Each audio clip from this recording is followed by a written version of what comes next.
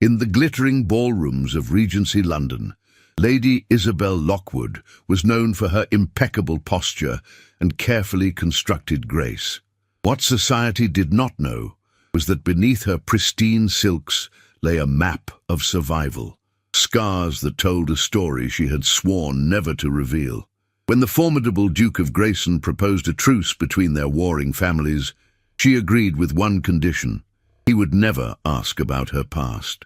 But fate, as it often does, had other plans. One evening, a simple gesture, a loosened ribbon, a moment of vulnerability, would shatter every carefully built wall between them, forcing both to confront truths neither was prepared to face.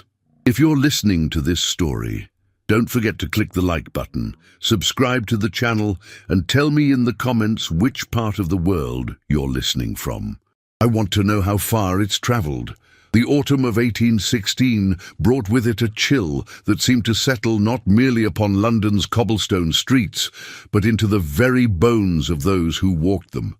Lady Isabel Lockwood stood before the towering window of Lockwood House in Mayfair, watching the grey clouds gather over Hyde Park. Her reflection stared back at her. A young woman of 22 years, with dark auburn hair pinned into an elaborate coiffure, her pale complexion set off by the deep emerald of her morning dress. To the casual observer, she appeared every inch the privileged daughter of the Earl of Ashford, a woman whose greatest concern was which gloves to wear to Lady Pemberton's soiree. The truth, as it often is, was considerably more complicated. "You look positively funereal, my dear," came the sharp voice of her mother, the Countess of Ashford, as she swept into the drawing-room. Lady Margaret Lockwood was a handsome woman in her 5th decade, her blonde hair only slightly faded, her figure still trim despite having borne 4 children. She carried herself with the absolute certainty of one who had never questioned her place in the world. One would think you were attending an execution rather than meeting your intended. Isabel turned from the window, her expression carefully neutral. "Forgive me, Mamma. I was merely contemplating the weather." "The weather?" her mother repeated, her tone suggesting that contemplating the weather was perhaps the most frivolous occupation imaginable. "You should be contemplating your future, Isabel. Your father has secured an alliance that will elevate this family beyond anything we might have hoped for. The Duke of Grayson is one of the most powerful men in England. His estates span 3 counties. His connections reach to the Prince Regent himself, the Duke of Grayson. Even his name carried weight, like a door closing with finality. Isabel had met him precisely once, at a ball 3 weeks prior. Alexander Grayson, the 5th Duke of Grayson, was a man of 28 years, tall and imposing, with dark hair and eyes the colour of slate. He had looked at her with the same expression one might use when inspecting a mare at Tattersall's, appraising, calculating, entirely devoid of warmth. They had danced a single waltz, during which he had spoken exactly 47 words. He had counted. "I am sensible of the honour, Mamma," Isabel said quietly, the words rehearsed to perfection. "I shall endeavour to fulfil my duty." Her mother's expression softened fractionally. She crossed the room and placed a cool hand against Isabel's cheek. "You are a good girl, Isabel. You have always understood what is required. Unlike your sister." The mention of Isabel's younger sister, Caroline, hung in the air between them like smoke. Caroline, who had run away with a penniless lieutenant 2 years ago and had been subsequently erased from family conversation as thoroughly as if she had never existed. Caroline, who wrote secret letters that Isabel kept hidden in a locked drawer, letters that spoke of love and hardship and a kind of freedom Isabel could scarcely imagine. "The Duke will call this afternoon at 3 o'clock, her mother continued, moving toward the door. "Wear the blue silk. It brings out your eyes. And for heaven's sake, smile. You look as though you're about to face the gallows." When her mother had gone, Isabel returned to the window. The park below was nearly empty now, the threat of rain having driven the fashionable set indoors. A single figure remained, a man in a dark coat, walking slowly along the serpentine path. There was something in his gait, a looseness to his shoulders that spoke of a freedom Isabel had never known. She pressed her palm against the cool glass and wondered, not for the first time, what it might be like to simply walk away, to become someone else, somewhere else, to shed the name Lockwood like a heavy cloak and emerge into sunlight. But such thoughts were dangerous, and Isabel had learned long ago to keep dangerous thoughts locked away in the deepest corners of her mind, alongside the memories she dared not examine too closely. The clock on the mantelpiece chimed noon. 3 hours until the Duke arrived. 3 hours until another piece of her future was carved in stone. She moved to her writing desk and withdrew a sheet of paper. Her hand hovered over the inkwell for a moment before she began to write. "Dearest Caroline, I write to inform you that I am to be married. The Duke of Grayson has made an offer, and Father has accepted. The engagement will be announced formally next month, with the wedding to follow in the spring. I imagine you will think me foolish for accepting a match that offers everything but the one thing you found worth running toward. Perhaps you are right. But we each must find our own path through this world, and this is the path that has been laid before me. I hope you are well. I hope your lieutenant treats you kindly. I hope you have found what you were looking for. Your devoted sister, Isabel." She folded the letter carefully and sealed it with wax, knowing she would send it through the usual clandestine channels. A sympathetic maid who had a cousin in the village where Caroline now lived. Her parents must never know that she maintained contact with her disgraced sister. That secret, at least, was entirely her own. The afternoon arrived with the inevitability of the tide. Isabel was dressed in the prescribed blue silk, her hair arranged in soft curls around her face, her expression composed into what she hoped resembled pleasant anticipation. Her mother had provided last-minute instructions about posture, conversation, and the importance of not appearing too clever. "Men appreciate intelligence, but they do not wish to be challenged," she had said. "Remember that." When the butler announced the Duke's arrival, Isabel rose from her chair with the grace that had been drilled into her since childhood. Her father, the Earl, entered first, his round face flushed with pleasure. Behind him came the Duke of Grayson. In the afternoon light streaming through the drawing-room windows, Alexander Grayson appeared even more imposing than Isabel remembered. He stood well over 6 feet tall, his broad shoulders filling his perfectly tailored coat of midnight blue. His features were aristocratic, a strong jaw, high cheekbones, a mouth that looked as though it had forgotten how to smile. His dark hair was swept back from his forehead, revealing a face that might have been handsome if it had shown any warmth whatsoever. "Lady Isabel," he said, bowing precisely. His voice was deep, cultured, and entirely impersonal.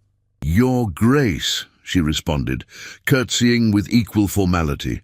Her father beamed as though he had just brokered a peace treaty between warring nations. "Perhaps you young people would like to take a turn about the garden. The weather has cleared somewhat." It was not a suggestion. Isabel accepted the Duke's proffered arm and allowed him to escort her through the French doors onto the terrace. The garden of Lockwood House was her mother's pride. Carefully manicured hedges, late-blooming roses, gravel paths that crunched satisfyingly beneath one's feet. They walked in silence for nearly a minute before the Duke spoke. "I understand congratulations are in order," he said. His tone suggested he found the entire affair about as exciting as a trip to his solicitor. "Thank you, Your Grace. I will be frank with you, Lady Isabel." He stopped walking and turned to face her fully. His grey eyes were as cold and assessing as she remembered. "This is an arrangement that serves both our families well. Your father gains an alliance with one of the oldest ducal families in England. I gain—" He paused, and something flickered across his face. "Connections that will prove useful to my political ambitions. I do not pretend this is a love match." Isabel felt something inside her chest contract, though whether it was relief or disappointment, she could not say. "I appreciate your honesty, Your Grace.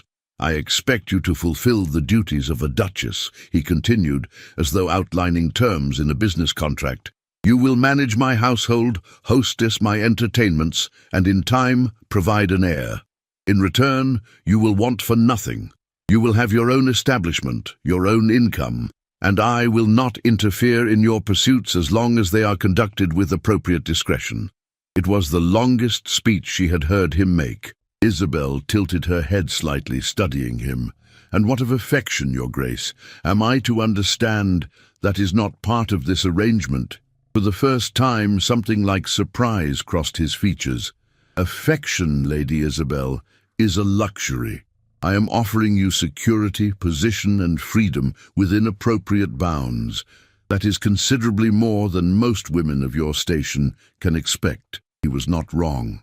Isabel knew women who had married for love and found themselves trapped in households with dwindling fortunes, or worse, with husbands whose affections proved fleeting while their control remained absolute.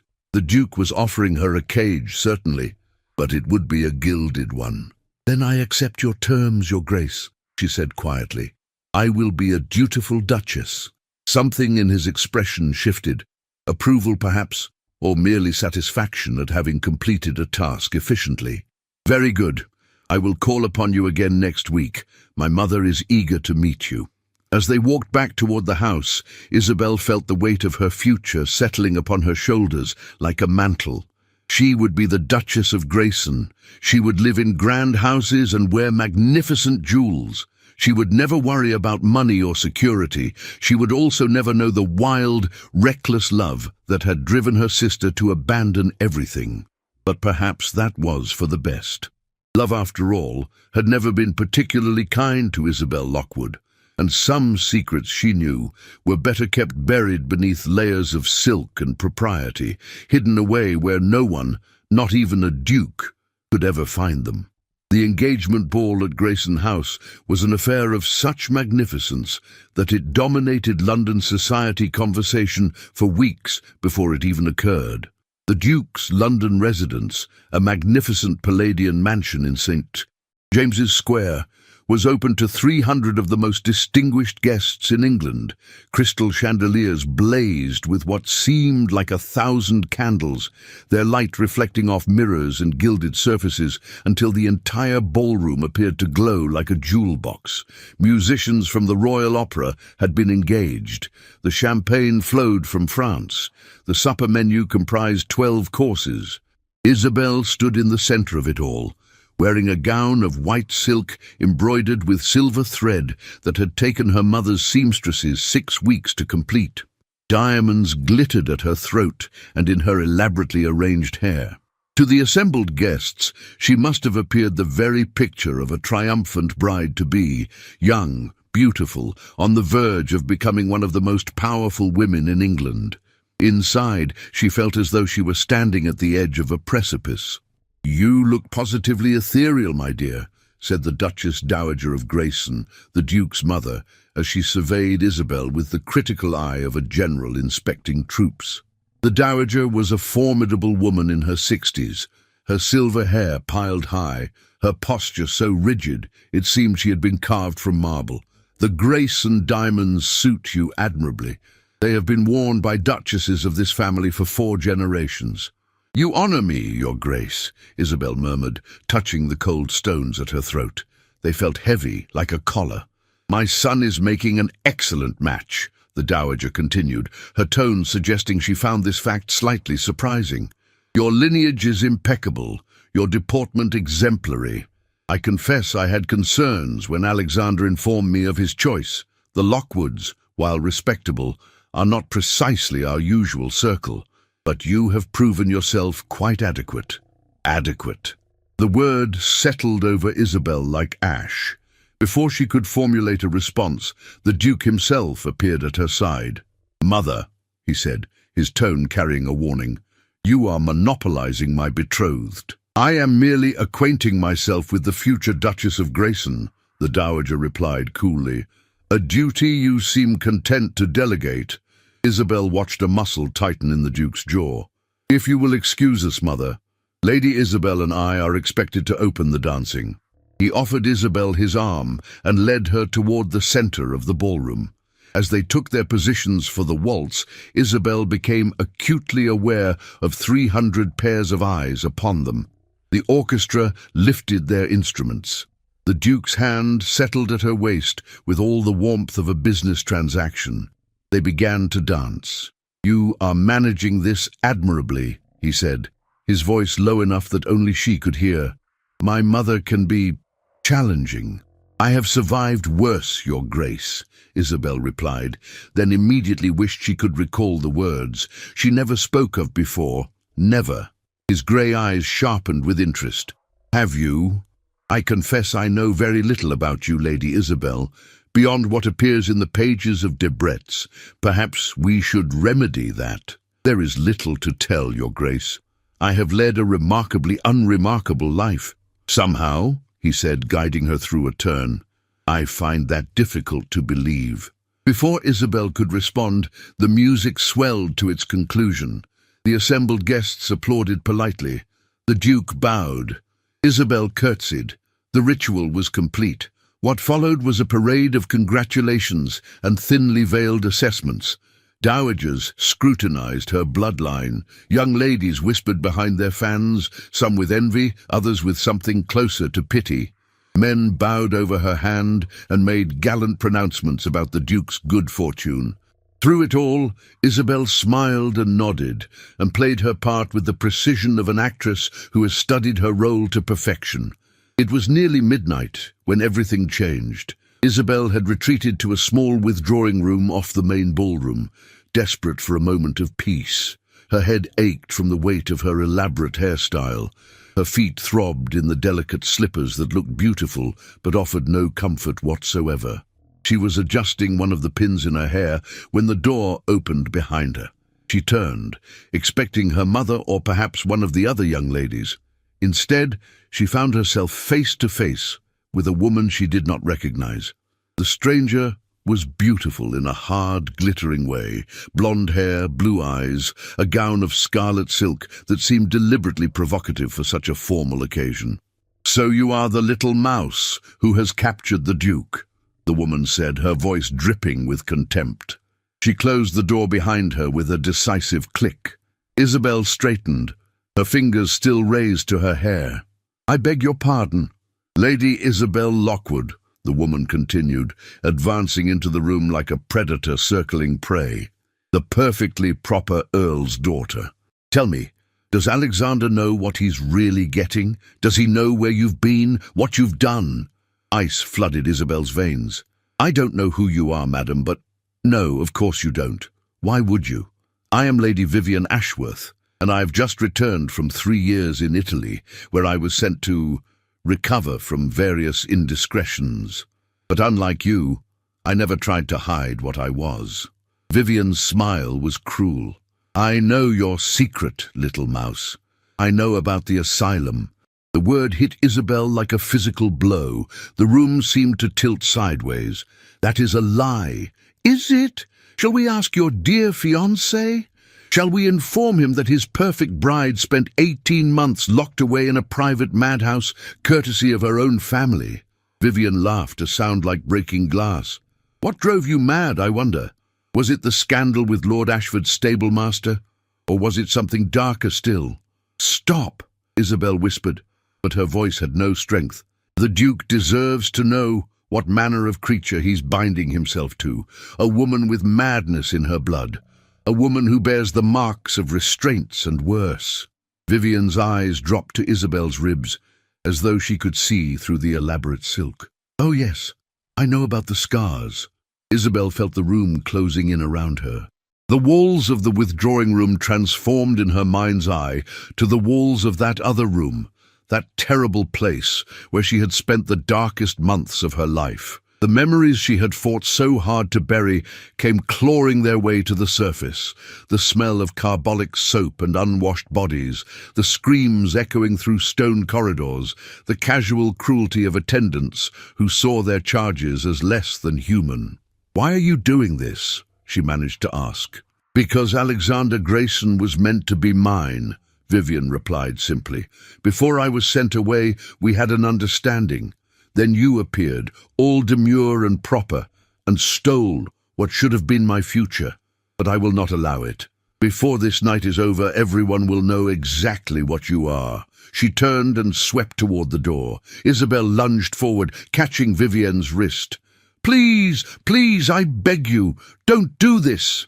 Vivienne wrenched her arm free with surprising strength. "Begging does not become a duchess, Lady Isabel. Then again, you were never truly meant for that role, were you?" The door opened. Vivienne stepped into the corridor, and then, in a voice that carried with crystal clarity through the open doorway into the crowded ballroom beyond, she said, "Good heavens, Lady Isabel, whatever is wrong? You look positively unwell. Should someone summon a doctor? Or perhaps the attendants from Highgate Asylum?" The conversation in the ballroom died, as though a curtain had fallen. Heads turned. Whispers began, spreading through the crowd like ripples across a pond. Isabel stood frozen in the doorway, aware that every eye in the room had fixed upon her. She could see her mother's face, white with horror, her father looking confused and angry, the Duchess Dowager, her expression one of cold fury, and the Duke. Alexander Grayson stood in the center of the ballroom, his face unreadable, his eyes locked upon Isabel with an intensity that made her want to disappear into the floor. "Highgate Asylum," someone whispered loudly enough to be heard. "Isn't that where they send the mad? I heard the Lockwood girl had some kind of breakdown years ago. They kept it quiet, of course, but everyone knew something was wrong. Imagine allowing the Duke to enter such an engagement without disclosing." Isabel felt her carefully constructed world shattering around her like glass. She pressed a hand to her ribs, to the scars hidden beneath her gown, and felt the phantom pain of old wounds reopening. The ballroom seemed to spin. The faces around her blurred into a nightmarish kaleidoscope. She had to leave, now, before she shattered completely. Without a word, without explanation, Isabel gathered her skirts and ran. She fled through the crowd of stunned guests, down the grand staircase through the marble entrance hall. Behind her she heard voices calling her name, her mother's shrill protest, her father's angry command to stop. But she did not stop.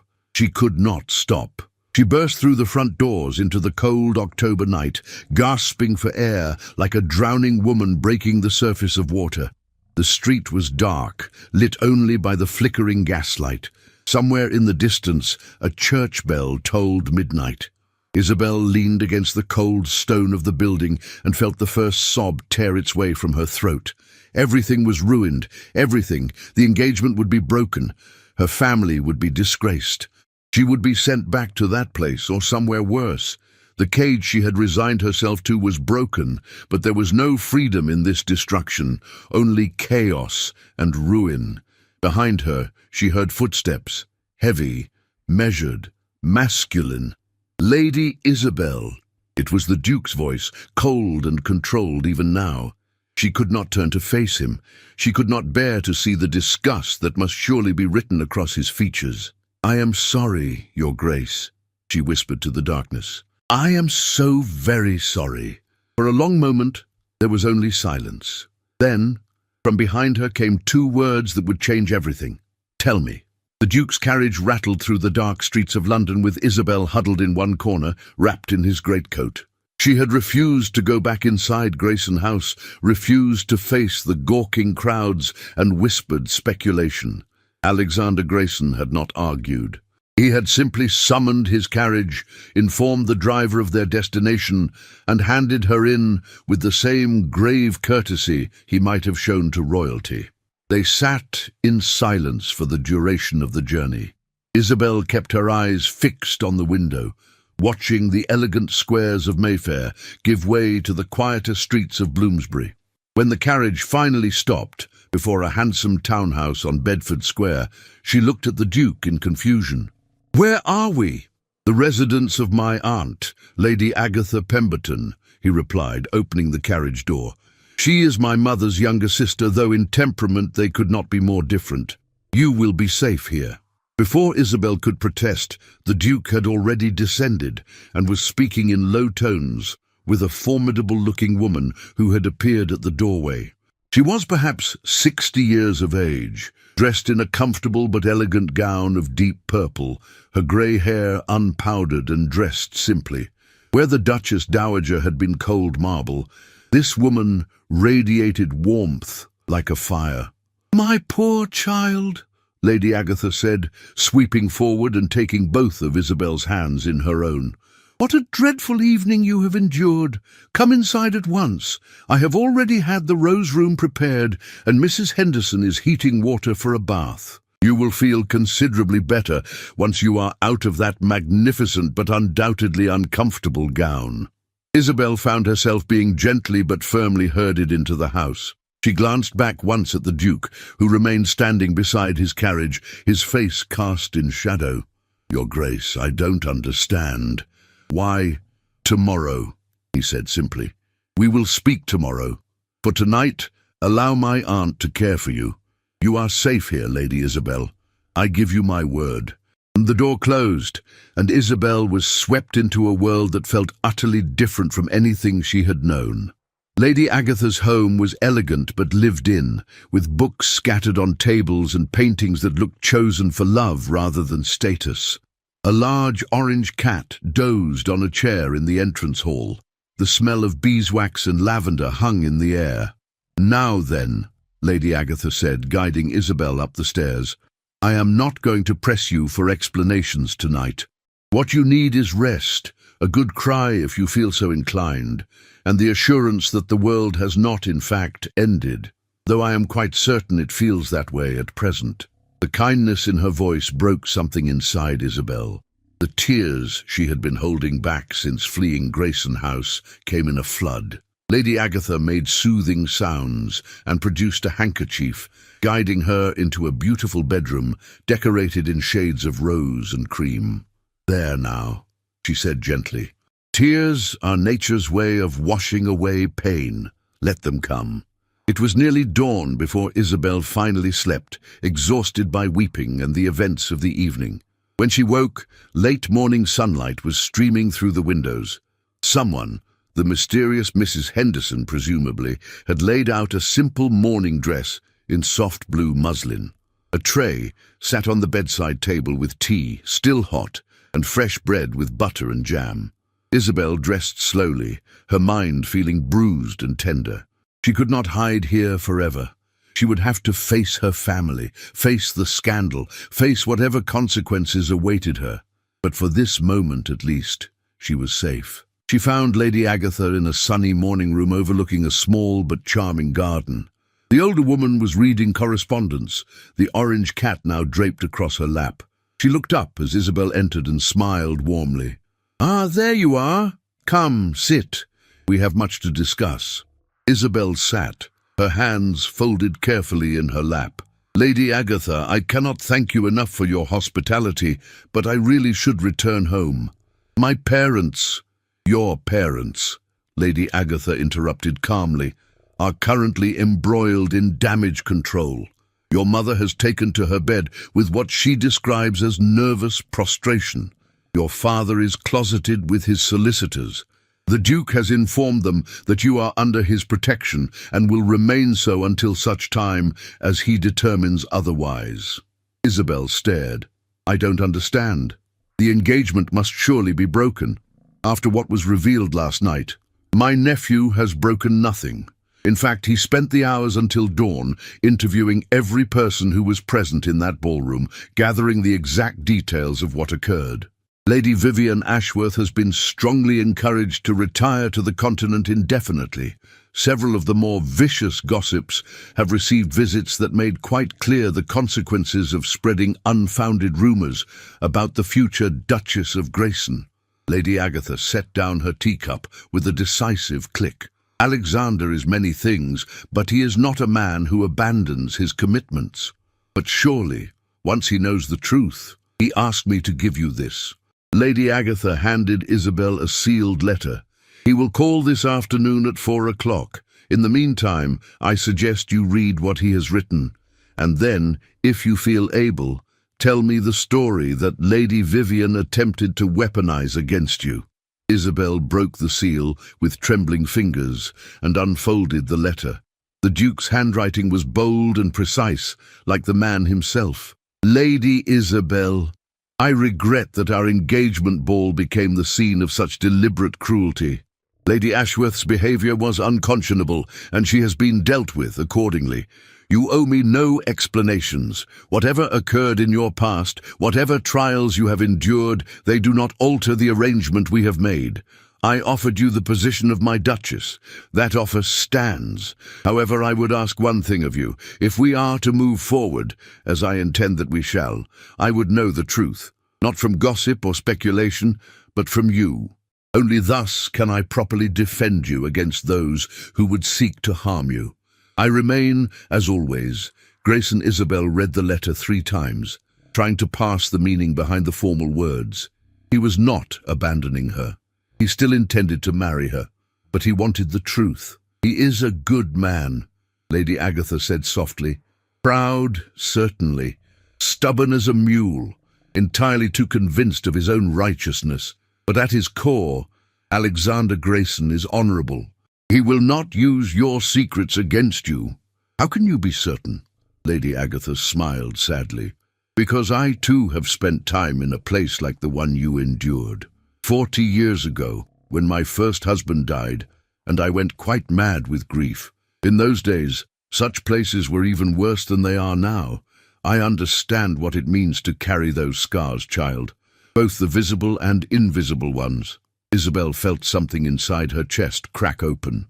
For the first time in years, she found herself wanting to speak the words she had kept locked away. Slowly, haltingly, she began to tell her story. She spoke of her childhood, privileged but cold, her mother obsessed with status, her father distant and preoccupied with politics. She spoke of her sister Caroline, the only person who had ever truly loved her. She spoke of the summer she turned 19, when a charming gentleman had paid her particular attention at a house party. She had been naive enough to believe his pretty words, to allow him certain liberties. When he tired of her, he had spread vicious rumors that destroyed her reputation among the younger set. My parents were furious, Isabel said, her voice flat now with the effort of holding back emotion. Not at him, but at me. For being foolish, for allowing myself to be compromised. I became unwell. I could not eat, could not sleep. I would wake screaming from nightmares. My mother decided I was becoming hysterical, that I needed to be corrected. She arranged for me to be sent to Highgate Asylum, not as a patient, she insisted, but as someone who needed rest and moral correction. She paused, touching her ribs unconsciously. It was not rest. The attendants believed that discipline and punishment could cure any ailment of the mind. When I resisted their treatments, they used restraints, leather straps that cut into flesh. When I continued to resist, they used other methods. Lady Agatha's hand found hers and squeezed. You need not continue if it pains you. No, Isabel said. If I am to tell this story, let me tell it completely. Let someone finally know all of it. She described the 18 months of horror, the cold, the darkness, the casual cruelty. She described how she had learned to survive by becoming very, very still, by never showing emotion, by building walls inside herself that no one could breach. She described how Caroline had discovered where she was being kept and had raised such a fury that their parents finally relented and brought her home. But by then, the damage was done. Isabel had learned that the world was not safe, that even family could betray you, that survival meant never letting anyone see your weakness. So I became what they wanted, she finished quietly. The perfect daughter, obedient, proper, empty. And I thought if I married the Duke, I could at least have security, a role to play, a cage that was predictable. She laughed bitterly. But now even that is impossible. Lady Agatha was quiet for a long moment. When she finally spoke, her voice was fierce. My dear girl, you have survived hell itself. You are not broken, and you are not mad. You are a woman who endured cruelty that would have destroyed someone weaker. And now you have a choice to make. What choice? You can continue to hide behind walls, continue to be the perfect empty vessel they tried to make you. Or you can decide to live, to reclaim yourself, to build a life that is yours. not merely the one others have prescribed for you. Lady Agatha leaned forward. My nephew is offering you a partnership, not a prison sentence. If you can find the courage to let him see you, truly see you, you might discover something worth more than security. Before Isabel could respond, Mrs. Henderson appeared at the door. Begging your pardon, my lady, but the Duke of Grayson has arrived. Isabel's heart began to race. But it is not yet 4 o'clock. Since when, Lady Agatha said with a slight smile, has my nephew ever been known for his patience? Come, child, let us see what manner of man Alexander Grayson truly is.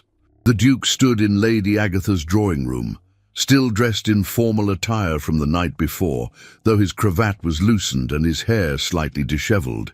He looked exhausted but alert, his grey eyes fixing on Isabel the moment she entered the room.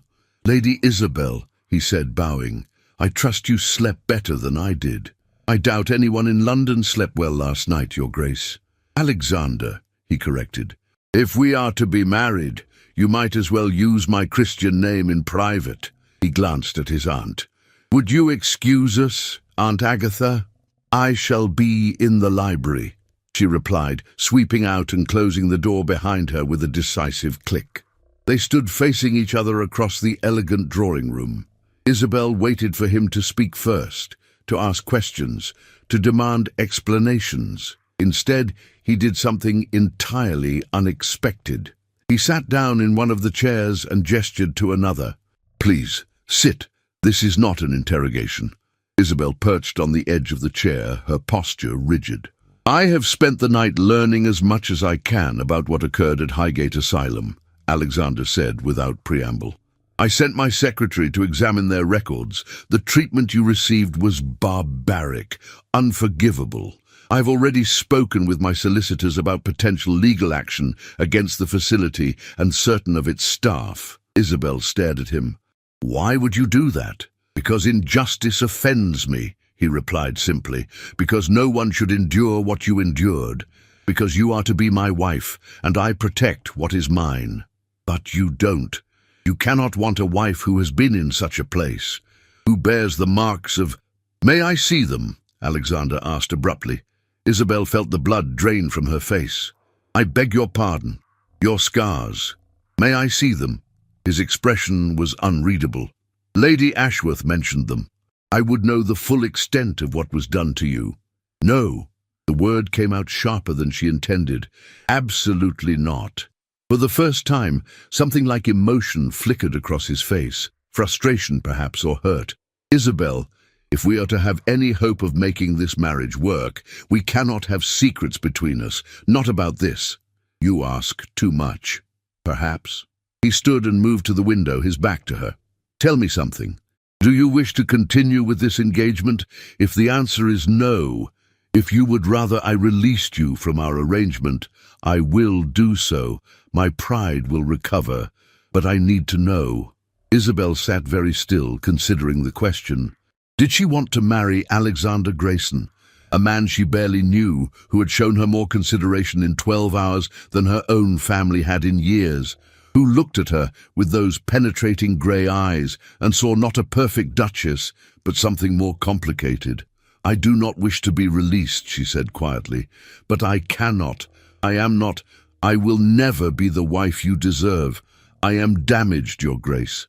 Broken. He turned from the window, and in 2 strides he was before her, kneeling so that they were at eye level. Up close, she could see that his eyes were not merely grey, but contained flecks of blue and green, like a storm-tossed sea. You are not broken, he said, his voice fierce. You are a survivor, and I would have no other woman as my duchess. You say that now. I say it, and I mean it. But Isabel, I need you to trust me. Not completely. Not yet. But enough to let me see what you are so afraid to show. Only then can we move forward. It was perhaps the most foolish decision of her life. But something in his eyes, something genuine and unwavering, made Isabel slowly reach for the ribbon that secured the high collar of her morning dress. Her hands shook as she loosened it, then began to unfasten the tiny buttons that ran down the side of her bodice. Don't!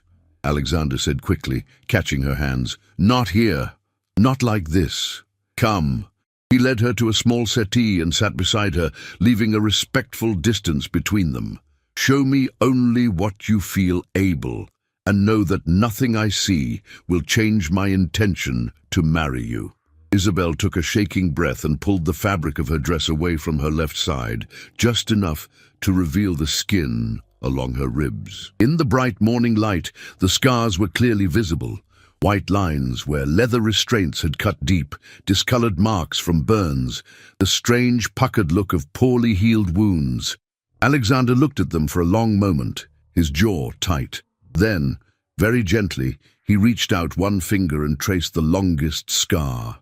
His touch was feather-light, almost reverent. Thank you, he said softly, for trusting me with this. Isabel quickly pulled her dress back into place, her face burning. They are ugly, shameful.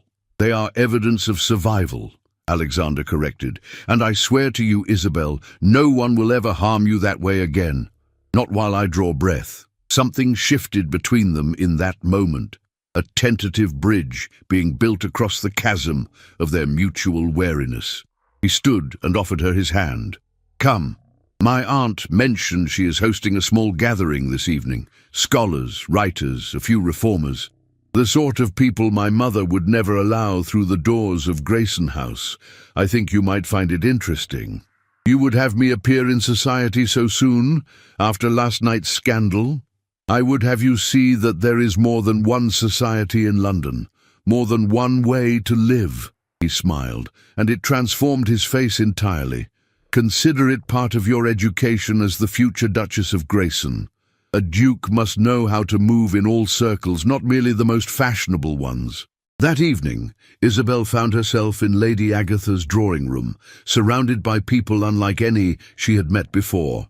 There were university professors discussing social reform, a lady novelist who published under a masculine pseudonym, a Scottish doctor who had radical ideas about treating mental illness with compassion rather than punishment.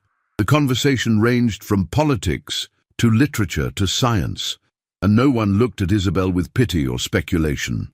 They looked at her as though she were simply another intelligent person whose opinions might be worth hearing. And in the corner, speaking with Lady Agatha, but watching Isabel with those storm-grey eyes, stood Alexander Grayson. When their gazes met across the room, he raised his glass in a small private toast. For the first time in longer than she could remember, Isabel felt something that might have been hope. 3 weeks after the disastrous engagement ball, Isabel Lockwood remained installed in Lady Agatha's Bedford Square residence, occupying a curious position in London society, simultaneously scandalous and protected. The Duke of Grayson had made it abundantly clear, through both public appearances and private communications, that the engagement stood.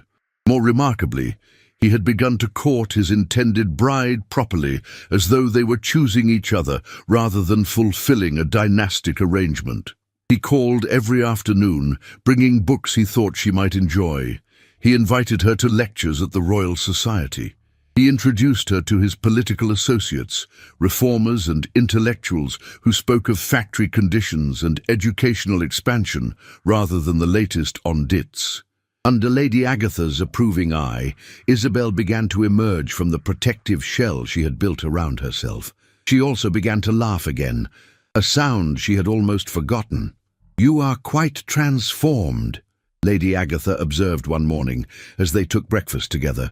"When you arrived, you looked like a woman attending her own funeral. Now you look alive." Isabel set down her teacup, considering. "I feel as though I have been asleep for a very long time. As though I am only now waking up. That is what love does," Lady Agatha said mildly. "Love?" Isabel felt heat rise in her cheeks. "I wouldn't presume. That is, His Grace and I have an arrangement, but, my dear child, when a man who has spent his entire life committed to duty and responsibility begins reading romantic poetry aloud in one's drawing room simply to see a woman smile, it is no longer merely an arrangement." Lady Agatha's eyes twinkled. "Though whether either of you has realized it yet is another matter entirely." Before Isabel could respond, Mrs. Henderson appeared with a letter. "From the Duke, miss. He says it's urgent." Isabel broke the seal and read quickly, her eyes widening. "Isabel, the Pemberton Ball is tonight, the season's most significant political gathering. I would have you attend with me if you are willing. It is time we faced London society together and showed them that scandal will not dictate our future. If you agree, my aunt has arranged for an appropriate gown to be delivered this afternoon. Yours, A. He wishes me to attend the Pemberton Ball," Isabel said, looking up at Lady Agatha in disbelief. "Surely that is madness. After what happened, you retreated. London society loves nothing more than a visible wound to pick at. If you continue to hide, they will create whatever narrative suits their appetite for scandal." Lady Agatha leaned forward. "But if you walk into that ballroom on the arm of the Duke of Grayson, head high, unapologetic, you seize control of your own story. I don't know if I have the courage." "Courage is not the absence of fear, my dear. It is the decision to act despite it. And you, Isabel Lockwood, have survived far worse than a ballroom full of gossips." That evening, Isabel stood before the mirror in her room at Bedford Square, barely recognizing herself. The gown Lady Agatha had commissioned was a masterpiece, deep sapphire silk that brought out the blue in her eyes, cut simply but elegantly, with none of the fussy embellishments that had characterized her previous wardrobe. Her hair was dressed more naturally, soft curls framing her face. She wore only simple pearl earrings, no elaborate jewels. She looked, she realized with some surprise, like herself. Not the manufactured perfection her mother had insisted upon, but the woman she might have become if life had taken a different path. When Alexander arrived to collect her, his reaction was everything she might have hoped for. He stood in the entrance hall of Lady Agatha's home, staring at her with an expression she could not quite decipher. "You look—" He paused, seeming to struggle for words. "You look magnificent." "The gown is lovely," Isabel said, smoothing the silk nervously. "I was not speaking of the gown." His eyes held hers, and something passed between them, some acknowledgement of what was growing between them, undefined but undeniable. The carriage ride to Pemberton House was brief. Alexander kept her gloved hand in his thumb tracing small circles against her palm through the fabric. "You need not do this if you are not ready," he said quietly. "We can turn back. No one would fault you." "I would fault myself," Isabel replied, surprising herself with the conviction in her voice. "I'm tired of hiding, Alexander. Tired of being ashamed of circumstances that were not of my making. If London society wishes to judge me, let them do so to my face." His hand tightened on hers. "That is my Duchess speaking." They descended from the carriage to find a small crowd of onlookers gathered outside the Pemberton mansion. As Alexander handed Isabel down, she could hear the whispers beginning, but she kept her chin high and her expression serene, as though she had not a care in the world. The moment they were announced at the entrance to the ballroom, conversation stopped. 300 faces turned toward them with the coordinated precision of a stage production. Isabel felt her breath catch in her throat. Then Alexander leaned close and whispered, "Breathe. They are merely people. Flawed, petty, and considerably less interesting than they believe themselves to be."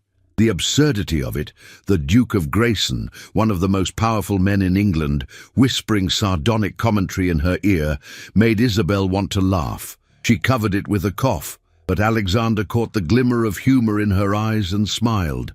They moved into the ballroom together, and gradually conversation resumed. People approached to pay their respects, their curiosity barely concealed behind polite congratulations. Isabel weathered each interaction with a grace she had not known she possessed. When Lady Thornbury made a pointed reference to past troubles, Isabel smiled sweetly and said, "Indeed, Lady Thornbury, I find that past troubles often reveal one's true friends. One learns whom to trust." Lady Thornbury had the grace to flush and quickly change the subject. They had been there perhaps an hour when Isabel saw her across the ballroom.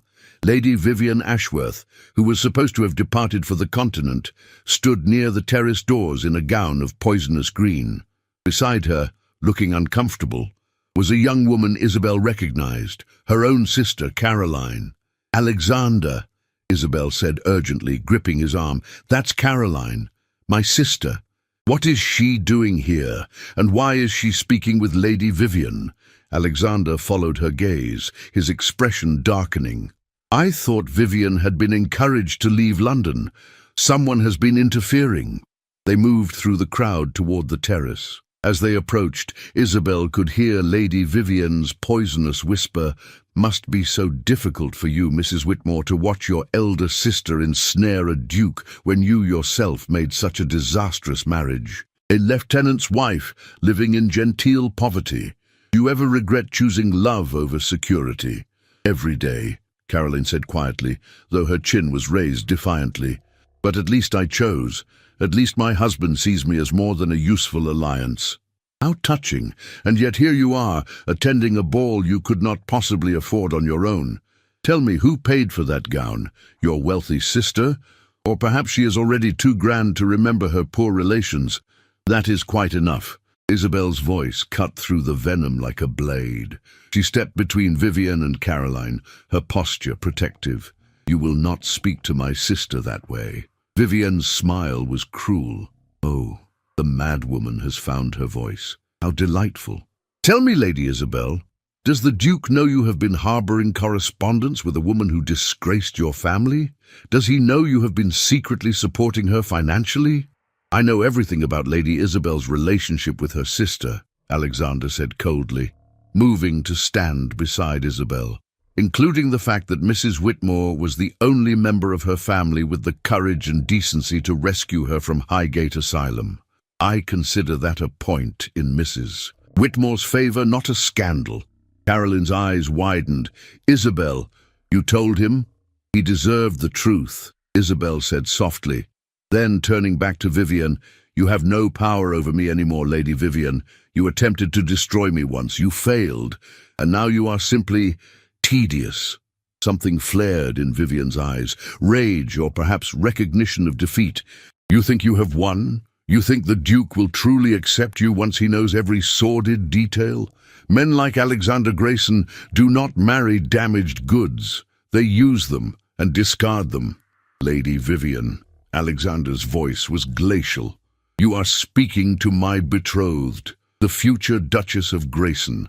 I suggest you reconsider your words very carefully." "Why?" Vivian laughed bitterly. "What will you do, Your Grace? Banish me from society? I have already been banished. Ruin my reputation? I have no reputation left to lose.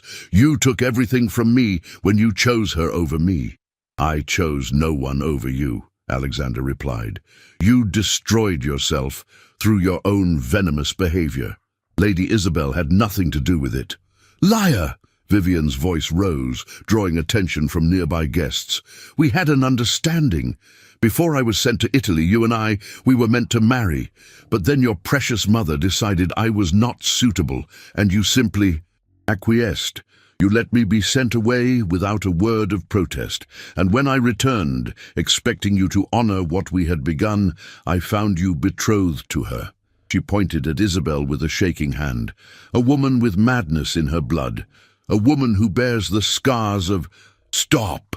The command came not from Alexander, but from Caroline, who stepped forward with surprising authority for a woman in a simple dress who had been cowed moments before. "I was there that summer, Lady Vivian. I remember exactly what kind of understanding you had with the Duke. You pursued him relentlessly while he treated you with polite indifference.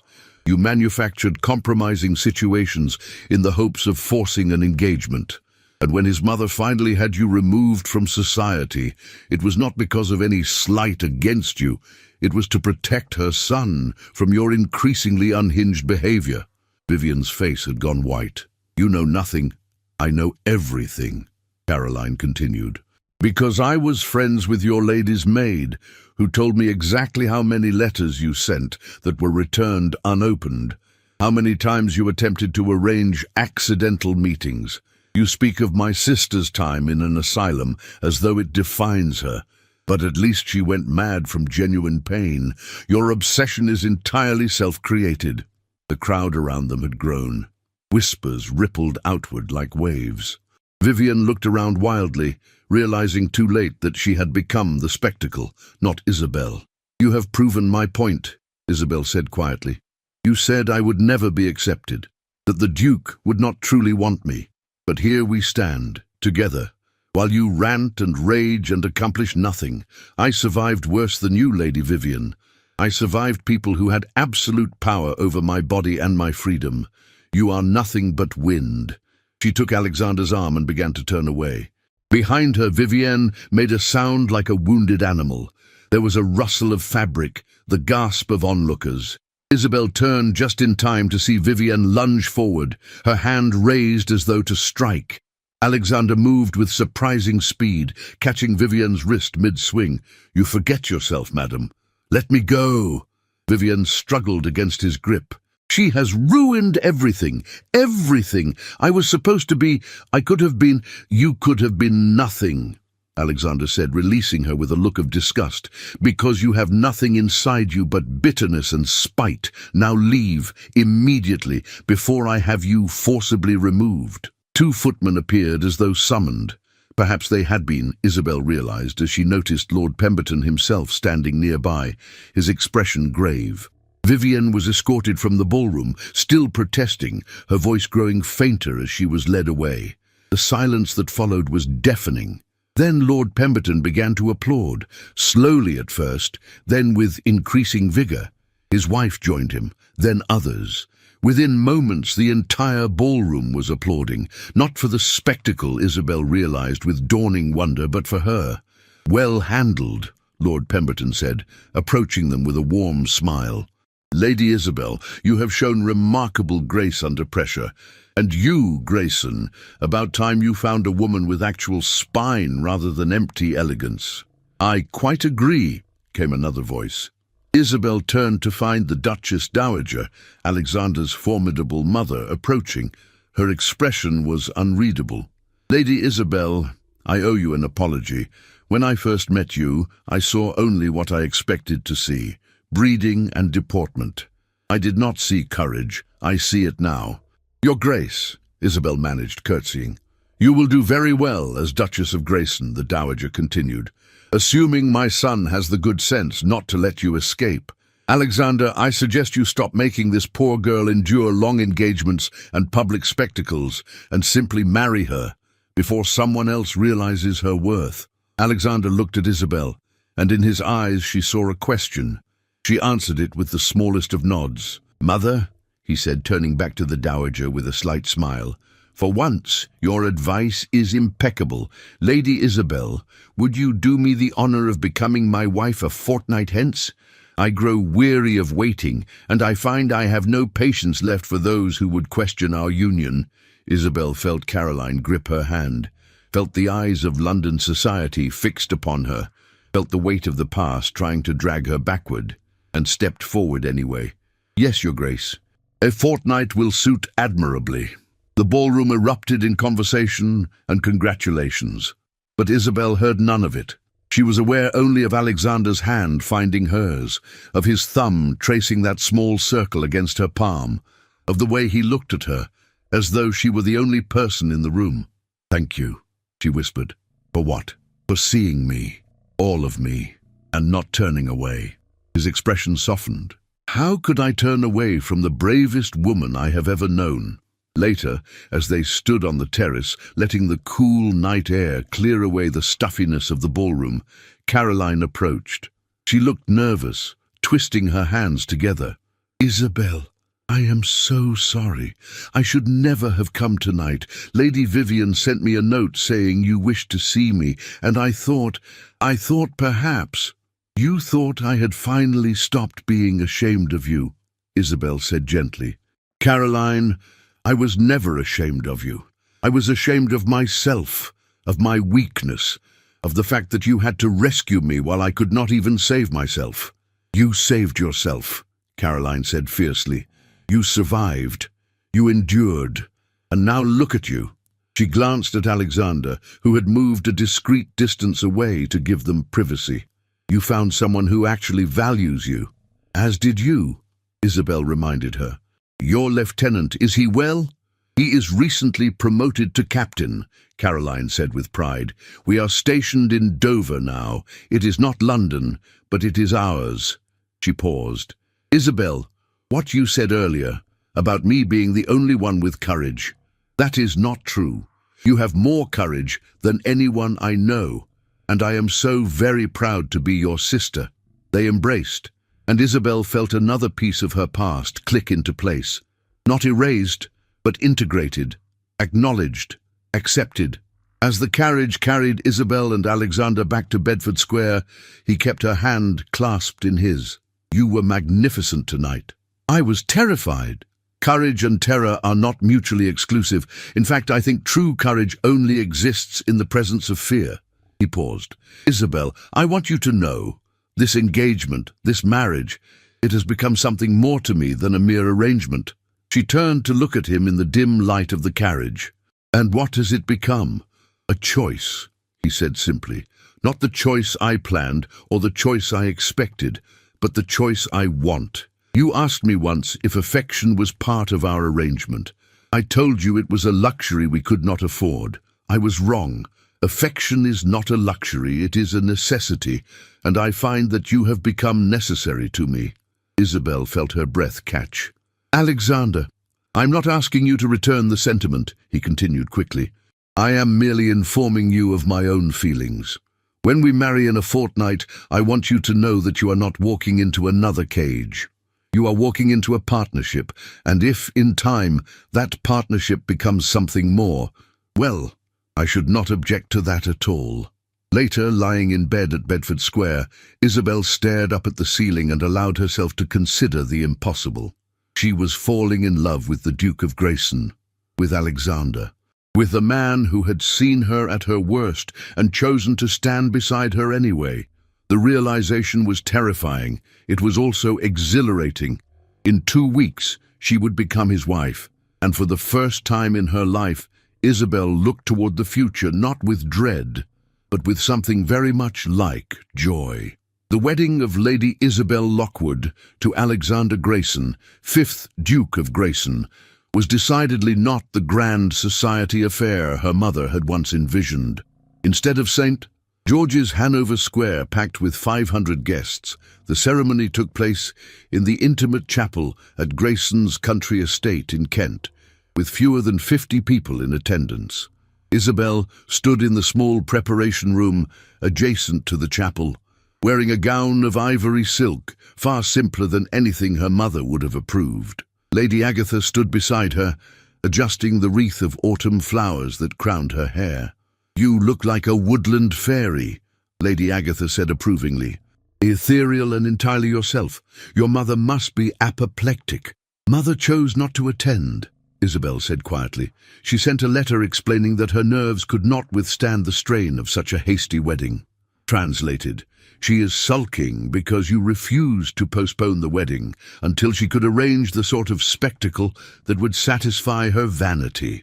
Lady Agatha's expression was fierce. "You are better off without her poisonous presence, my dear." "My father is here," Isabel said. "He arrived this morning. I saw him speaking with Alexander earlier. In fact, the Earl of Ashford had requested a private audience with his daughter just an hour ago. He had stood in the doorway of her room, looking older than she remembered, his face drawn with something that might have been regret. "Isabel," he had said, the word awkward on his tongue.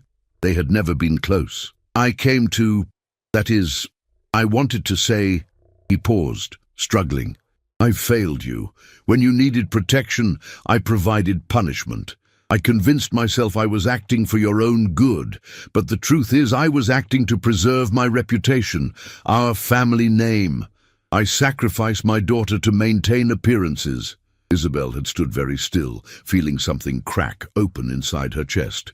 "I cannot undo what was done," her father continued. "I cannot give you back those months, but I can tell you that I am sorry, truly sorry.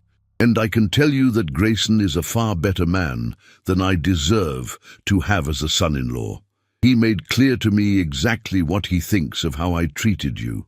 He also made clear that any future relationship between our families depends entirely upon your wishes, not mine. I don't know what I wish, Isabel had admitted. I am angry. I may always be angry, but you are still my father.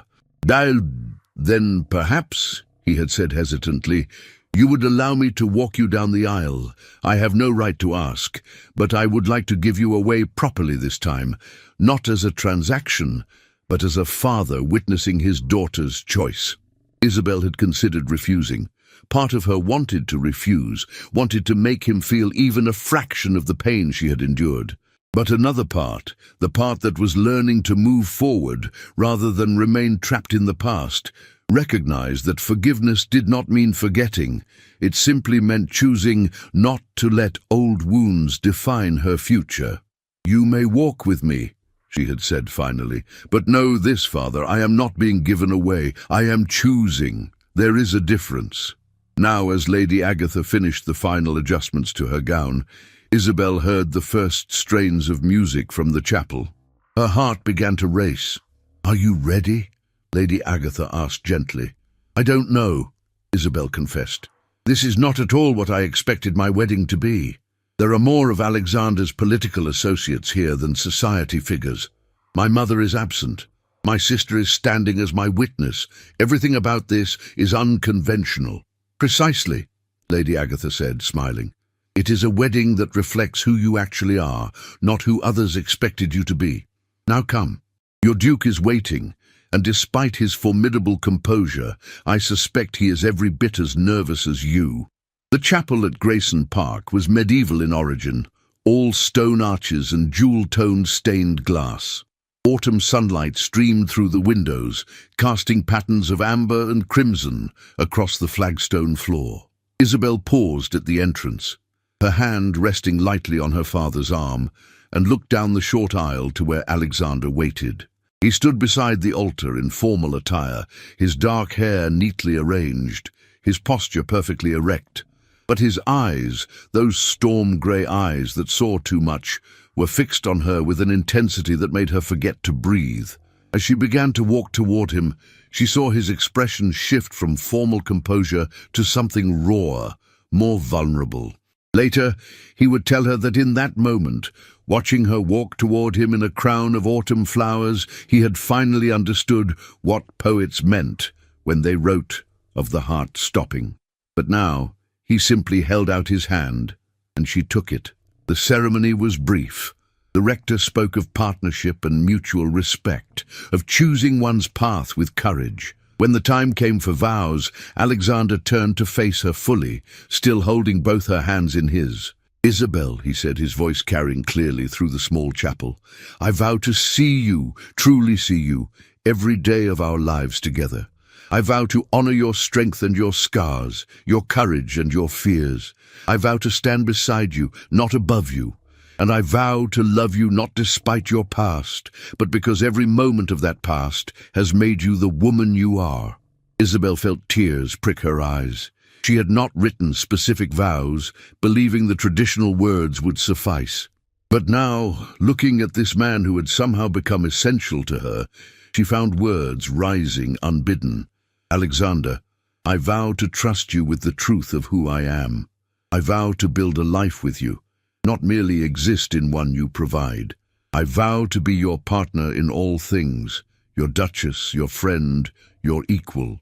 And I vow to love you, even though love terrifies me, especially because it terrifies me, because you have taught me that some things are worth the risk. And oh, when the rector pronounced them married, and Alexander lifted her veil to kiss her, the small congregation applauded. But Isabel heard only the sound of her own heart, beating a rhythm that sounded suspiciously like hope. The wedding breakfast was held in the Great Hall of Grayson Park, a massive stone chamber that had been softened with hundreds of candles and arrangements of autumn foliage. The guest list was eclectic. Reformist politicians sat beside scholars, artists conversed with Alexander's military friends, and Caroline charmed a group of Alexander's parliamentary colleagues with her sharp wit and complete lack of pretension. Your sister is remarkable, Alexander murmured to Isabel as they watched Caroline laugh at something Lord Pemberton said. Entirely different from you, but equally formidable in her own way. She saved my life, Isabel said simply. When no one else would, then I am forever in her debt. He paused. Isabel, I want you to know the house in Dover, where your sister and her husband currently reside. It is inadequate for a captain's family. I have taken the liberty of arranging for them to move into one of my properties in Kent. Nothing grand, but comfortable, with a generous living attached. Isabel turned to stare at him. Alexander, you cannot. That is far too much. I can, and I have. Caroline is your family. That makes her my responsibility as well. His expression was serious. Besides, it serves my own interests. I find I quite like the idea of having your sister nearby, someone who knew you before all of this, someone who can tell me embarrassing stories from your childhood. There are no embarrassing stories from my childhood, Isabel said primly. I was a model of propriety. Liar. But his eyes were warm with affection. As the afternoon wore into evening, Isabel found herself standing on the terrace, overlooking Grayson Park's extensive grounds. The estate was beautiful, rolling hills, ancient oaks, a lake that reflected the sunset like polished glass. This was her home now. She was the Duchess of Grayson. The title that had once felt like a sentence now felt like possibility. Escaping your own wedding breakfast? Came a familiar voice. The Duchess Dowager materialized beside her, a glass of champagne in one elegant hand. Your guests will talk. Let them talk, Isabel said, surprising herself. They talk regardless. The Dowager laughed. Actual laughter, not the polite sound Isabel had heard in society ballrooms. You are learning. Good. A duchess must have a spine of steel. Pretty manners are useless without strength beneath them. They stood in companionable silence for a moment before the Dowager spoke again. I judged you poorly when we first met. I saw only what I expected to see, another society girl marrying for position. I did not see the woman who had survived hell and emerged stronger for it. I apologize for my blindness. You owe me no apology, Your Grace. I insist, and I insist you call me Agatha, my name, not my title. We are family now. She paused. I want you to know something about my son. Alexander has spent his entire life believing that duty and responsibility are all that matter, that personal happiness is irrelevant compared to maintaining the family legacy. You have taught him something different. You have taught him that life can be chosen, not merely endured. For that alone I would love you. But I find I love you for yourself as well. You will be a magnificent duchess. Before Isabel could respond, Alexander appeared in the terrace doorway. Am I interrupting? Not at all, his mother said. I was just leaving. I suggest you take your bride for a walk by the lake. The sunset is particularly fine this evening. She swept past her son, pausing only to touch his cheek briefly. Be happy, my dear boy. You have earned it. Alexander watched his mother depart, then turned to Isabel with a slightly bemused expression. Did my mother just give us her blessing? Her actual, genuine blessing? I believe she did. Extraordinary. He offered Isabel his arm. Walk with me. They descended from the terrace and followed a gravel path toward the lake. The evening air was cool but pleasant, carrying the scent of autumn leaves and wood smoke from the distant village. Ducks paddled lazily across the water's surface. The sun hung low on the horizon, painting everything in shades of gold and amber.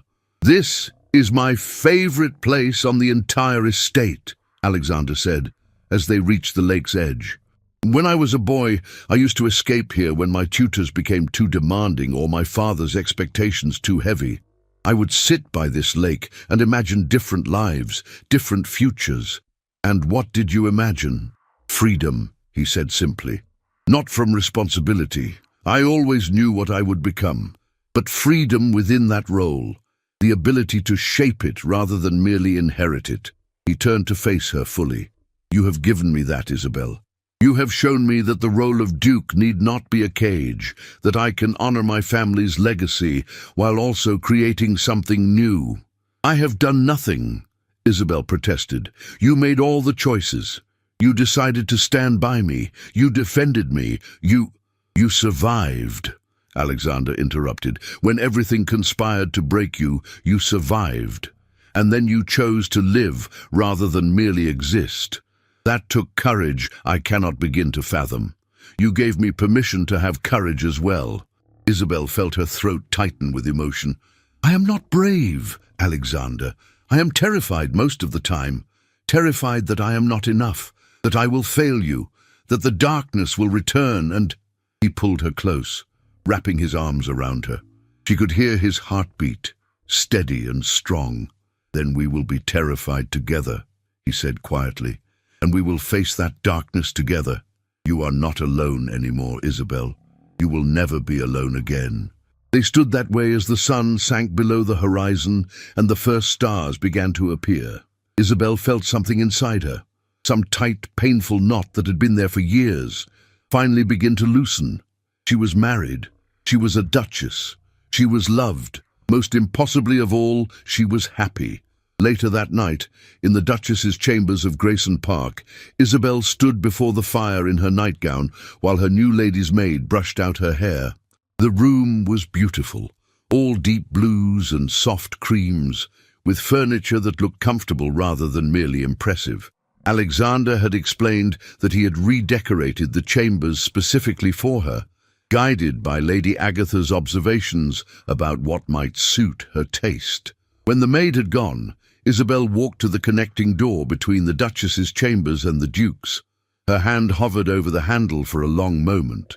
They had not discussed the expectations for their wedding night. Part of her knew that consummating the marriage was expected, necessary. Another part of her was still that terrified girl in the asylum who had learned that giving others power over one's body led only to pain. Before she could decide, the door opened from the other side. Alexander stood there in a dark blue dressing gown, his hair slightly disheveled, looking uncharacteristically uncertain. I did not want to presume, he said quietly. I thought I should ask, rather than simply, may I come in? The simple courtesy of the question, the respect implicit in asking permission, made Isabel's decision easy. Yes, please. He entered, closing the door softly behind him. They stood facing each other in the firelight, and Isabel realized this was the first time they had been truly alone since the wedding ceremony. Isabel, Alexander said carefully, I want you to know that we need not. That is, if you are not ready for... He paused, clearly struggling.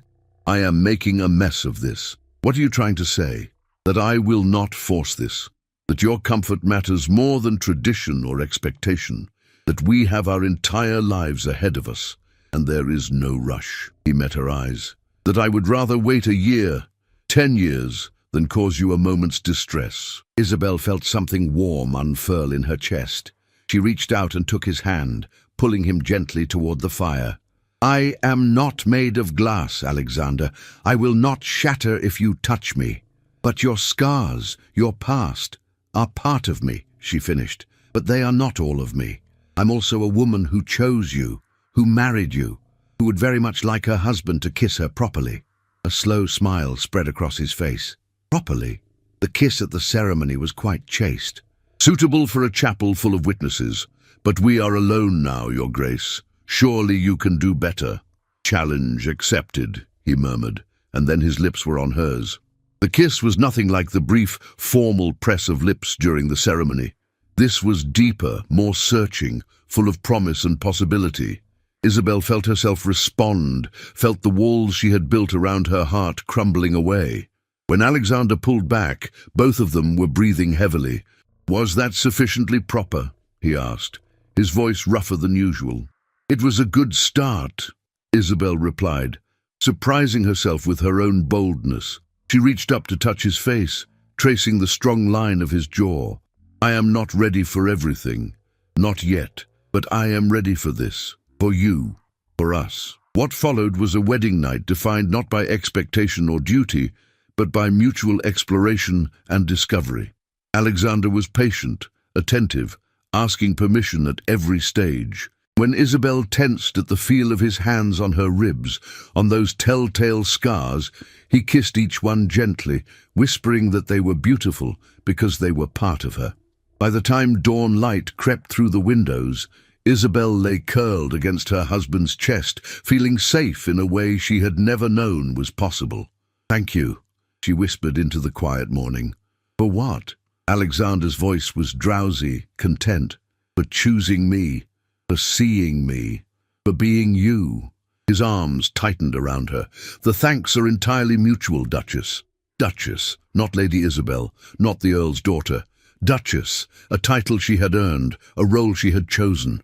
As the sun rose over Grayson Park, Isabel closed her eyes and allowed herself to believe finally in the possibility of happy endings. 6 months had passed since that October wedding, and spring had arrived at Grayson Park with a flourish of blossoms and new growth. Isabel stood in what had once been an overgrown corner of the estate gardens and surveyed her work with satisfaction. The area had been transformed into a kitchen garden and herb plot, but it served a dual purpose. It also provided employment and training for young women recovering from circumstances similar to those Isabel had endured. "Your Grace, Miss Thompson wants to know if you'd like the lavender planted along the eastern border or the western." A young woman approached, her face still bearing the tentative expression of someone learning to trust again. Mary had arrived at Grayson Park 3 months ago, referred by one of Alexander's reform-minded colleagues. She had spent 2 years in a Yorkshire asylum after a nervous collapse following the death of her child. Now she was learning horticulture and slowly rediscovering how to live. Eastern border, Isabel decided. The morning sun will bring out the scent beautifully. And Mary, please call me Isabel when we're working in the garden. Titles seem rather ridiculous when one's hands are covered in soil. Mary smiled, a rare sight, and one that warmed Isabel's heart. "As you wish, your Isabel." The project had begun modestly. Isabel had mentioned to Alexander her wish to do something meaningful with her position, something beyond hosting dinner parties and managing household accounts. She had spoken of her own experience, of how powerless she had felt, of the women she had seen in Highgate who had no one to advocate for them and nowhere to go, even if they were released. Alexander had listened, then quietly arranged meetings with physicians, reformers, and charitable organizations. Within weeks, the Grayson Park Recovery Program had been established. Young women who had been confined to asylums, not for genuine madness, but for the convenient diagnoses that society used to control inconvenient females, were offered a place at Grayson Park. They received training in practical skills, medical care from sympathetic physicians who understood trauma rather than moral failure, and most importantly, the time and space to heal. The project had been met with predictable resistance. The Duchess Dowager had been skeptical initially, though she had come around after meeting the first residents. London society had whispered about the eccentric Duchess of Grayson, who kept mad women on her estate. But Alexander had shut down the criticism with a combination of political pressure and pointed questions about which of the critics' own families might be hiding similar secrets. Now 6 months in, the program housed 12 women, employed a staff of 3 physicians and 5 instructors, and had become something of a model. Other reformers were beginning similar projects. Parliamentary inquiries into asylum conditions had been initiated. Change was slow, but it was happening. "Isabel!" Caroline's voice called from across the garden. Isabel's sister had become a regular fixture at Grayson Park, helping manage the administrative aspects of the recovery program. Her experience navigating society's disapproval had made her an invaluable advocate for the residents. "You have a visitor. Lady Agatha has arrived with someone she insists you'll want to meet." Isabel removed her gardening gloves and followed Caroline back to the house. They found Lady Agatha in the blue drawing room, taking tea with an elegantly dressed woman in her 30s, whom Isabel did not recognize. "Ah, there you are," Lady Agatha said. "Isabel, may I present Dr. Elizabeth Garrett, Dr. Garrett, the Duchess of Grayson." Dr. Garrett, Isabel said, curtsying. She knew the name. Elizabeth Garrett was one of the first women to qualify as a physician in England, a remarkable achievement in a profession that remained almost entirely closed to females. This is an unexpected honor. The honor is mine, Your Grace, Dr. Garrett replied. Her handshake was firm, professional. I have been following your work here at Grayson Park with great interest. The treatment model you are implementing, trauma-informed care, patient autonomy, therapeutic work, it represents exactly the kind of reform the medical profession desperately needs. I cannot take credit, Isabel said honestly. The physicians we employ designed the treatment protocols. I merely provided the space and resources. Do not underestimate what you have provided, Dr. Garrett said firmly. Space and resources are precisely what reformers lack. But more than that, you have provided legitimacy. When a duchess advocates for change, society pays attention in ways it never would for mere physicians or activists. They spent the next hour discussing the program in detail. Dr. Garrett was particularly interested in the long-term outcomes, whether the women were able to reintegrate into society, find employment, build independent lives.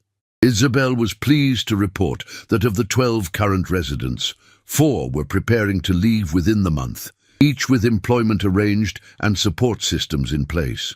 There is one woman in particular I would like you to meet, Isabel said, if you'll follow me. She led Dr. Garrett to the estate's small schoolhouse, where some of the residents were taking literacy lessons. In one corner, bent over a slate and chalk, was a woman of perhaps 40 years. Her grey-streaked hair was neatly pinned, her dress simple but clean. She looked up as they entered, her expression wary. Mrs. Fletcher, Isabel said gently, this is Dr. Garrett, a physician from London. She is interested in learning about our program here. Would you be willing to speak with her? Mrs. Fletcher set down her chalk carefully. I don't wish to be examined, Your Grace. You won't be, Dr. Garrett interjected. I'm here merely to listen, if you are willing to speak. After a long moment, Mrs. Fletcher nodded. I was sent to Bethlehem Hospital 14 years ago. My husband had me committed after I objected to his liberties with our housemaid. The physician diagnosed me with moral insanity and female hysteria. For 14 years, I was subjected to treatments that were nothing short of torture, cold water immersion, restraints, isolation.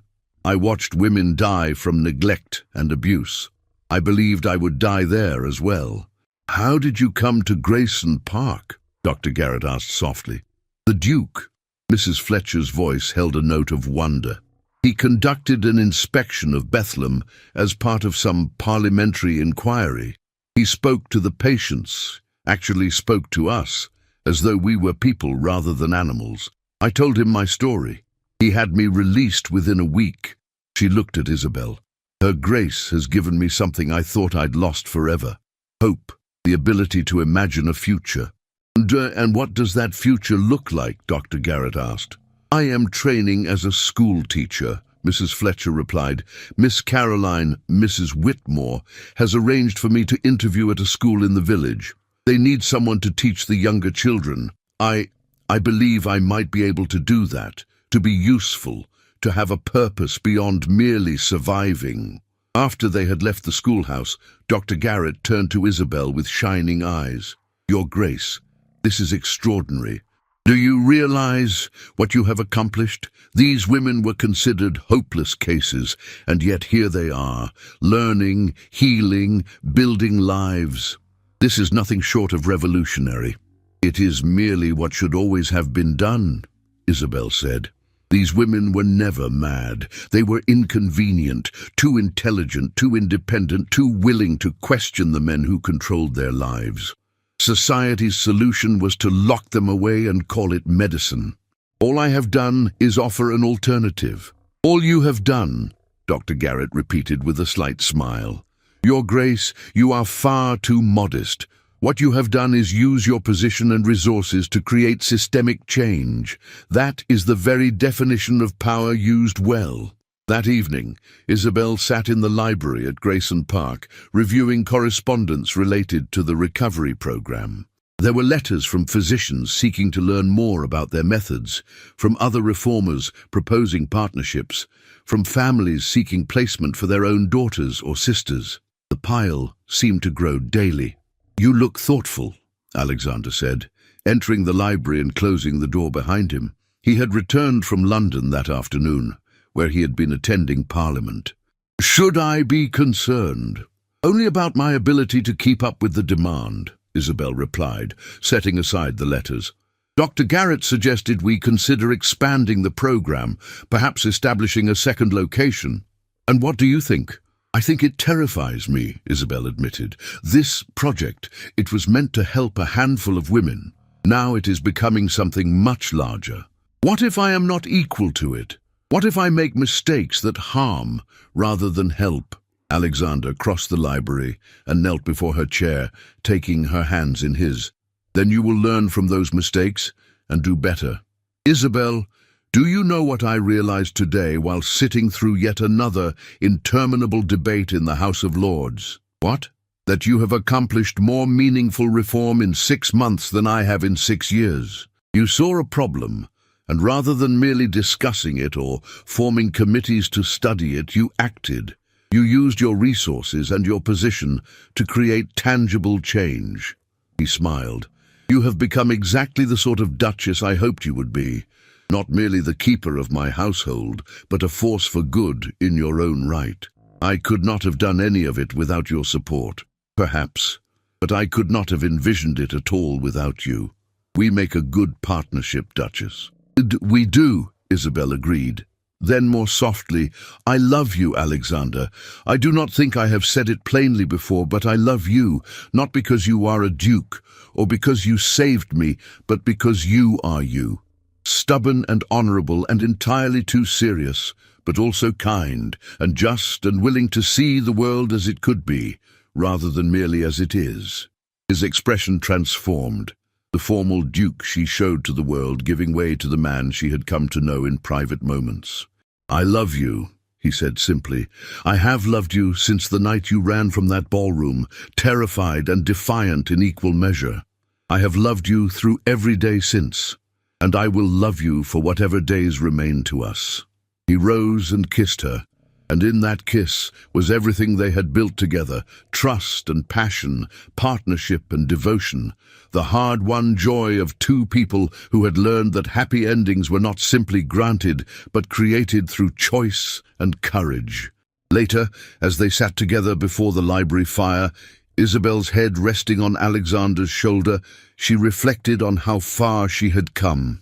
6 months ago, she had been a woman running from her past, believing herself broken beyond repair.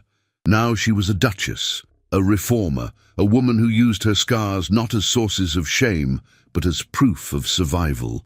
"What are you thinking?" Alexander asked, his fingers tracing idle patterns on her arm. "I am thinking about that night, the engagement ball, when Lady Vivian exposed my secrets and I thought my life was ending. And now? Now I see that it was actually beginning. Every terrible thing that happened, it led me here, to this life, to you, to work that matters. I do not believe suffering is noble or necessary. I would not wish my experiences on anyone, but I can acknowledge that I have become someone I might not have been without them." "Someone extraordinary," Alexander murmured. "Someone real," Isabel corrected. "Someone who knows that happy endings are not simple or perfect, but they are possible, even for people with scars." "Especially for people with scars," Alexander said, "because they understand how precious happiness is, how hard-fought and valuable." A knock at the library door interrupted them. "Begging your pardon, Your Grace," the butler said, addressing Alexander, "but a letter has arrived from Lord Pemberton. He says it is urgent." Alexander took the letter and broke the seal, reading quickly. His expression shifted from curiosity to satisfaction.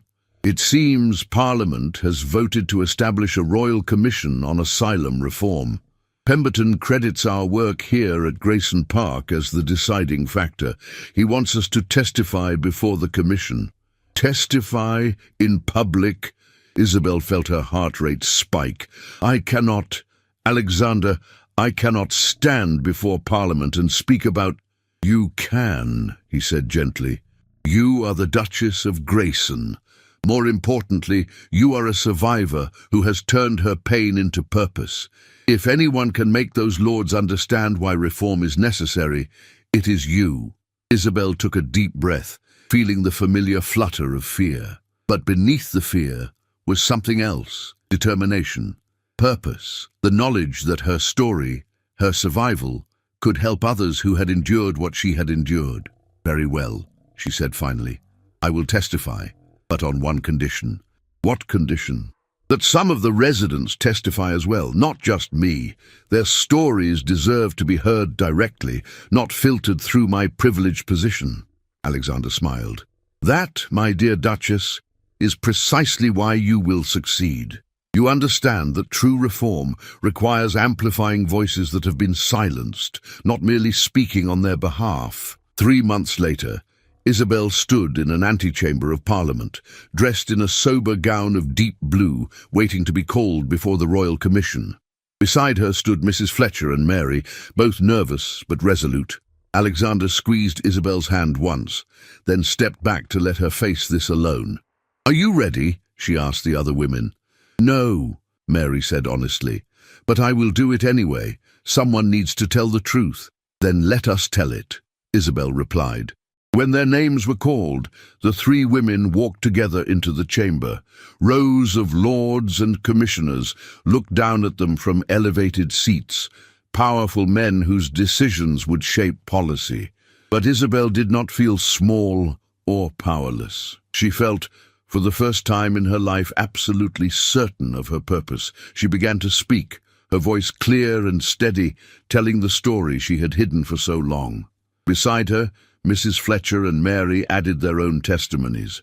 They spoke of torture disguised as treatment, of women imprisoned for the crime of having opinions, or showing grief, or resisting abuse. They spoke of the physicians who profited from suffering, and the families who found it convenient to disappear inconvenient daughters. When they finished, the chamber was silent. Then one commissioner, an elderly Lord Isabel did not recognize, spoke. "Your Grace, you have given us much to consider. This commission will make recommendations for comprehensive asylum reform. You have my word that your testimony and the testimony of these brave women will inform every decision we make." It was not everything, but it was a beginning. As they exited the chamber, Isabel felt Alexander's hand find hers. "You were magnificent." "We were honest," Isabel replied. "Sometimes that is enough." 2 years later, Isabel sat in the garden at Grayson Park, a baby sleeping in her arms. Her daughter, named Caroline Agatha Grayson, after the 2 women who had taught Isabel what courage looked like, slept peacefully, her tiny fist curled against her mother's chest. The recovery program had expanded to 3 locations across England. Parliament had passed the Asylum Reform Act, mandating regular inspections, patient advocates, and stringent limits on restraint use. Mrs. Fletcher was now headmistress of a school for girls in the village. Mary had married one of the estate gardeners and was expecting her first child. Lady Vivian Ashworth had apparently settled in Italy, where rumour suggested she had found some measure of peace, though Isabel had received no direct word. "She is the image of you," Caroline said, sitting down beside her sister on the garden bench. "Same dark hair, same stubborn expression, even in sleep." "I hope she inherits better fortune," Isabel replied. "She will, because she has a mother who will teach her to be brave, to speak truth, to use power for purpose." Caroline smiled. "You have built something remarkable, Isabel. Not just this program, but a life, a real life, chosen rather than imposed." "We both have," Isabel replied. "You with your captain, your work with the program, your own happiness. All because you showed me it was possible to survive, to come through darkness and find light on the other side." Alexander emerged from the house, accompanied by Lady Agatha and the Duchess Dowager. The older women had formed an unlikely alliance, working together on various charitable initiatives. They approached the bench where the sisters sat, and the Dowager looked down at her granddaughter with an expression of almost comic sternness. "She will need to be raised properly." the dowager announced. "None of this progressive nonsense about letting children express their opinions." "Mother," Alexander said with exasperation, "she is 2 months old. It is never too early to establish proper discipline." "Or," Lady Agatha interjected cheerfully, "we could allow her to be a child, to play and question and discover the world without being forced into a predetermined mold." Radical concept, I know. As the 2 older women began a spirited debate about child-rearing philosophies, Isabel exchanged a glance with Alexander. He sat down on her other side, his arm coming around her shoulders, careful not to disturb the sleeping baby. "This is your fault, you know," Isabel said. "If you had not proposed that courteous armistice on the night of our engagement ball, if I had not discovered the truth about the scars along your ribs," Alexander finished, "we might have continued as we began, formal, distant, perfectly proper and perfectly miserable. Instead, we became this," Isabel said, gesturing to the scene around them, Caroline laughing at something Lady Agatha said, the dowager trying to maintain her stern facade, while clearly delighted by her granddaughter, the gardens beyond filled with women learning to rebuild their lives. "A family," Alexander said simply. "Unconventional, perhaps, but ours." "Ours," Isabel agreed. As the afternoon sun slanted through the ancient oaks of Grayson Park, Isabel looked at her daughter and silently made a promise. This child would never know the cage of others' expectations. She would never be locked away for showing emotion or questioning authority. She would be taught that scars, whether visible or invisible, were proof of survival, not shame. That courage meant acting despite fear. That a woman's worth was not determined by her ability to be ornamental, but by her willingness to be real. She would be taught, above all, that she had the right to choose her own path. The baby stirred in Isabel's arms, her tiny eyes opening briefly. For a moment, mother and daughter looked at each other, and Isabel saw infinite possibility reflected back at her. "Welcome to the world, little one," she whispered. "It can be beautiful and terrible in equal measure. But if you are brave, and if you are true, you will find your place in it. You will bloom where you are planted, and you will grow toward the light." Alexander's hand found hers, their fingers intertwining. Around them, their chosen family continued their cheerful bickering and laughter. In the gardens beyond, women who had been told they were broken were proving every day that they were simply strong in ways society had failed to value. And in that moment, Isabel understood something fundamental. Happy endings were not about erasing the past or pretending wounds had never existed. They were about choosing, despite everything, to build a future worth living. To take the scars one carried and transform them from shame into strength, to stand in the light fully seen and declare that survival was not merely enough, it was everything. The Duke had proposed a courteous armistice that night, a peace offering between 2 wary strangers entering into a transaction. But when a loosened ribbon had bared the scars along her ribs, everything had changed. The armistice had become an alliance. The alliance had become a partnership, and the partnership had become love. Not the simple, uncomplicated love of fairy tales, but the hard-won, deeply earned love of 2 people who had learned that the greatest courage was not in hiding one's wounds, but in trusting another person enough to reveal them. As the sun set over Grayson Park, painting the sky in shades of amber and rose, Isabel closed her eyes and felt, for the first time in her entire life, completely at peace. She was home. She was loved. She was free. And that was the greatest triumph of all. If you're listening to this story, don't forget to click the like button, subscribe to the channel, and tell me in the comments which part of the world you're listening from. I want to know how far this tale has traveled.